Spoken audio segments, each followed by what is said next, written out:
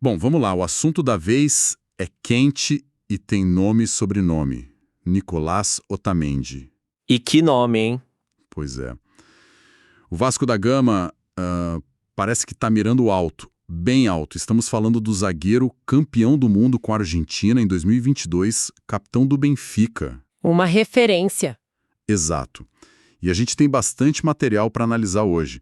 As informações vêm de vários lugares, do portal português 00.pt, do Bola VIP Brasil, do Esporte News Mundo. E até do flashscore.pt, né? A história original parece que veio de uma apuração do influenciador Wallace Negri.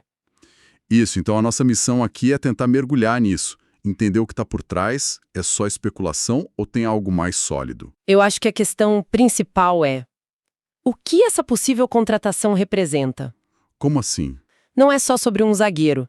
Pelas entrelinhas das notícias, parece que o Vasco busca uma mudança de mentalidade, sabe? Trazer um DNA vencedor para o vestiário. Exatamente. Injetar a cultura de um campeão do mundo, um cara que já foi treinado pelo Guardiola, que é líder num gigante europeu. A aposta é que o efeito Otamendi contagie todo o elenco. Certo, então vamos organizar a linha do tempo. A notícia explodiu no domingo, dia 28. Virou o assunto. Mas o interessante é que não parece ser algo que nasceu no fim de semana. É o que as fontes sugerem, né? Que as conversas já estariam rolando há um tempo, meio em segredo. E aí a pergunta é, por que vazar isso agora? Boa pergunta. Pode ser estratégia. Esse clima de otimismo que o Bola VIP Brasil menciona, por exemplo. Pode ser. Ou talvez um vazamento inevitável. Mas esse ponto do otimismo é chave, sim.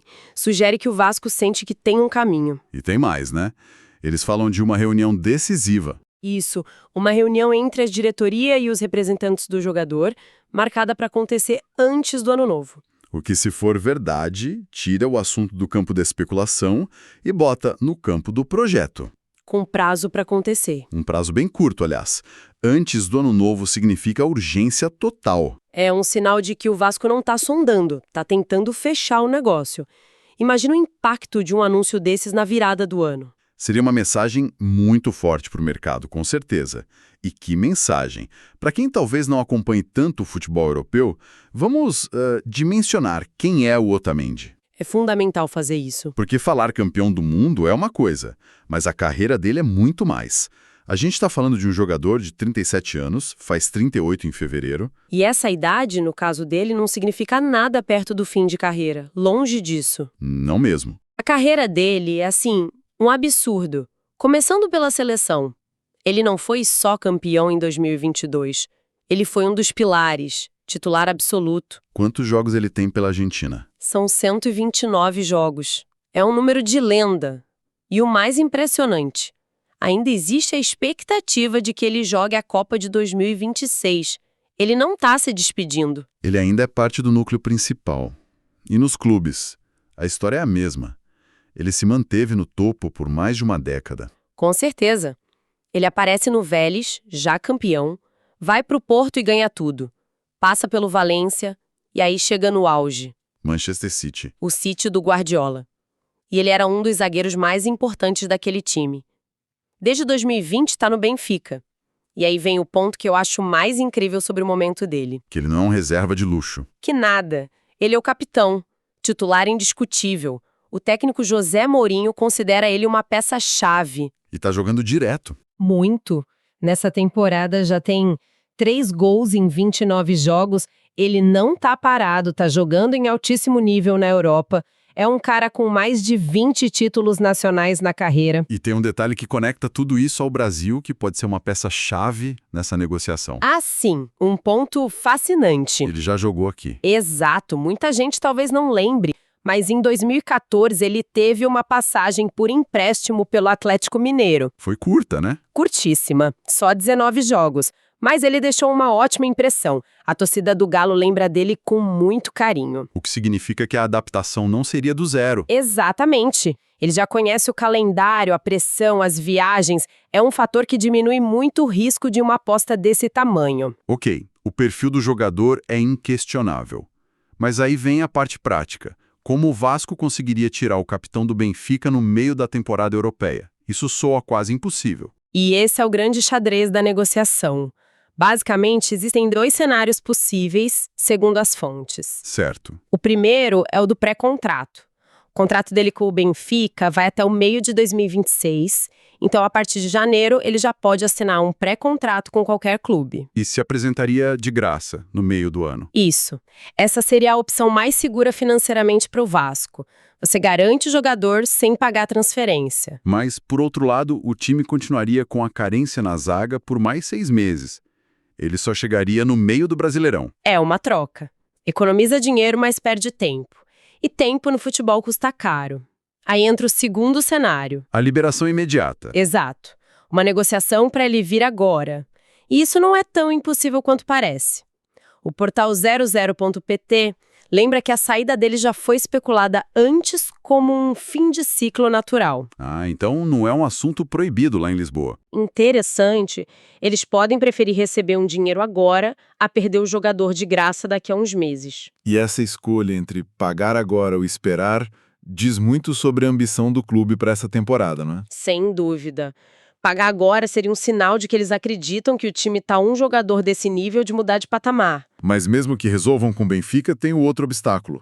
O maior de todos, talvez. O salário. O salário. Todas as fontes apontam para isso como principal entrave. E é compreensível.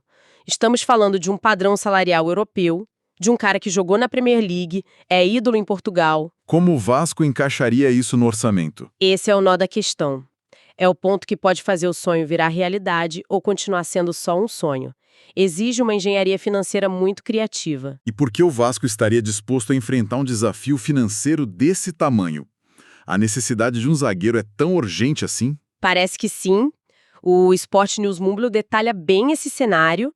A prioridade máxima do planejamento é contratar um, talvez até 2 zagueiros. A situação lá tá complicada. O ponto é que os titulares, Cuesta e Robert Renan, não têm reservas considerados totalmente confiáveis pela comissão técnica. Falta profundidade no setor. E a tendência é piorar, pelo que dizem. Sim.